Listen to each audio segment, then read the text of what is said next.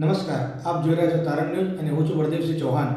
આવો જોઈએ આજના સમાચાર. વડગામમાં મનરેગા શ્રમિકોને આંદોલનની ચીમકી. ટીડીઓને આપ્યું આવેદનપત્ર. વડગામ તાલુકાના મનરેગા યોજનાના શ્રમિકો અને મેટ ભાઈ બહેનોએ પોતાની વિવિધ માંગણીઓ સાથે મુખ્યમંત્રીને સંબોધતું આવેદનપત્ર તાલુકા વિકાસ અધિકારીને સોંપ્યું છે. શ્રમિકોએ ચીમકી આપી છે કે જો તેમની 12 વ્યાજબી માંગણીઓ તાત્કાલિક પૂરી કરવામાં નહીં આવે તો આગામી સમયમાં ઉગ્ર આંદોલન કરવામાં આવશે. મુખ્ય માંગણીઓ કાયદાકીય દરજ્જો, મનરેગાની યોજનામાંથી ફરી કાયદો બનાવવો, રોજગારી અને વેતન, વર્ષમાં 15 દિવસની ગેરંટીવાળી રોજગારી આપવી અને મોંઘવારી મુજબ વેતન વધારવું, સમયસર ચૂકવણું, 15 દિવસમાં વેતન ચૂકવવું, વિલંબ થાય તો વ્યાજ આપવું અને કામ ન મળે તો બેરોજગારી ભથ્થું આપવું, હાજરી પદ્ધતિ, ઓનલાઈન હાજરીને નેટવર્ક સમસ્યાઓથી મુક્તિ આપી ફરી જૂની મસ્ટર રોલ પદ્ધતિ શરૂ કરવી, અન્ય સુવિધાઓ 7 દિવસમાં નવા જોબ કાર્ડ આપવા, કામના સ્થળે પ્રાથમિક સુવિધાઓ આપવી અને મેટ માટે અલગ વેતન નક્કી કરવું. રિપોર્ટર વિષ્ણુ ઠાકોર સાથે તારણ ન્યૂઝ.